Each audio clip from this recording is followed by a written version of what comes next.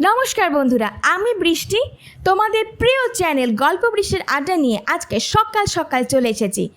আগের দিনে আমি তোমাদেরকে কথা দিয়েছিলাম যে গোপাল ভাঁড়ের যে গল্পগুলো তোমাদের ভালো লাগছে, তোমরা সবাই শুনছো, তবে লাইক, কমেন্ট, শেয়ার, সাবস্ক্রাইব কোনোটাই করছো না। তার জন্য আবারও গল্পের প্রথমেই অনুরোধ জানাচ্ছি, প্লিজ প্লিজ প্লিজ গল্পগুলো প্রত্যেকটা শোনো, কেমন লাগছে কমেন্ট বক্সে জানিও, লাইক করো, শেয়ার করো এবং সাবস্ক্রাইব করে নোটিফিকেশান বেলটা অন রেখো। তো আজকে তোমাদের প্রিয় বন্ধু বৃষ্টি হাজির হয়েছে গোপাল ভাঁড়ের সিরিজ নিয়ে। তো আগের সপ্তাহে অলরেডি 3টে গল্প তোমাদেরকে শুনিয়ে দিয়েছি। ছোট গল্প হলেও মজার হাসির গল্প। আজকে যে গোপাল ভাঁড়কে নিয়ে আমি সিরিজটা শুরু করেছি, সে গোপাল ভাঁড়ের ভূমিকাটা কী ছিল, মানে গোপাল ভাঁড় কে, এইটা সম্পর্কে আজকে তোমাদেরকে জানাবো। তো চলো, এটা একটা ছোট অডিও স্টোরির মাধ্যমে তোমাদের সামনে পরিবেশন করতে চলেছি তোমাদের প্রিয় বন্ধু বৃষ্টি। আর আবারও স্বাগত জানিয়ে শুরু করছি গোপাল ভাঁড়ের সিরিজ। রাজা কৃষ্ণচন্দ্র রায়ের রাজধানী কৃষ্ণনগরের উত্তরে ঘূর্ণি নামক গ্রামে গোপালের জন্ম হয়। তার বয়স যখন মাত্র 9 তখন তার পিতৃবিয়োগ হয়।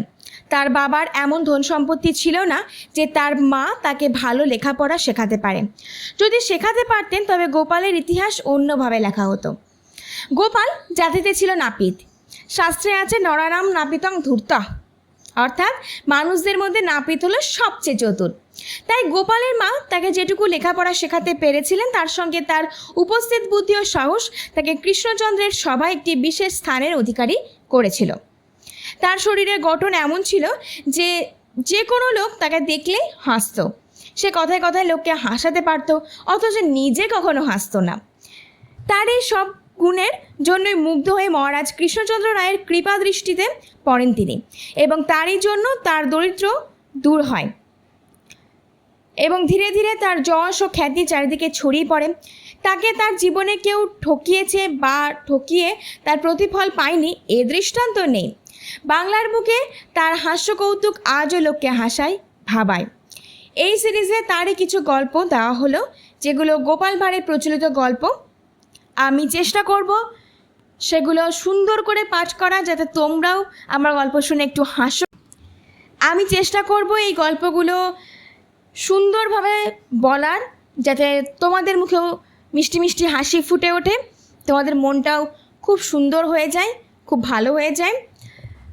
আশা করি এই সিরিজের গল্পগুলো আমার মিষ্টি মিষ্টি বন্ধুদের খুব ভালো লাগবে। লোককথা ও বিবরণ অনুযায়ী ব্যক্তি গোপাল ভাঁড়, এর পুরো নাম গোপালচন্দ্র প্রামাণিক। এটাই এইটুকুই ছিল। আমারই প্রথম ভুল হয়েছিল যে গোপাল ভাঁড়ের সিরিজটা শুরু করার আগে গোপাল ভাঁড় কে ছিলেন এটা তোমাদেরকে জানানো খুব দরকার ছিল। তার জন্য আমি ভীষণভাবে দুঃখিত, সরি বলে দিচ্ছি। প্লিজ তোমরা কিছু মনে করো না।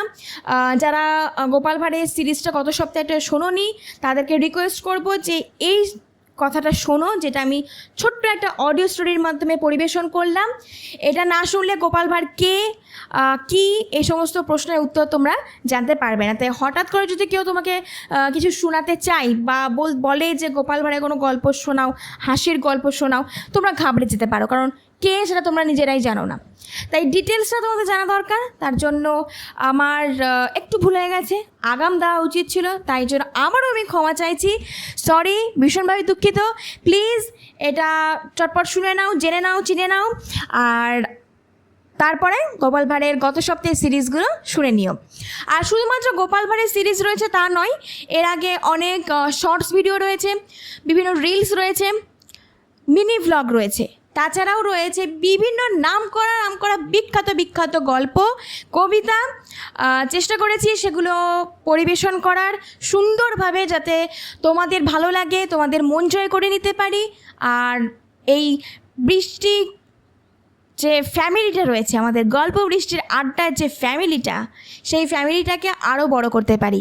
তো প্লিজ অবশ্যই আমার পাশে থেকো। অডিও স্টোরিগুলো ভালো লাগলে লাইক, কমেন্ট, শেয়ার এবং সাবস্ক্রাইব করে দিও, নোটিফিকেশান বেলটা অন রেখো।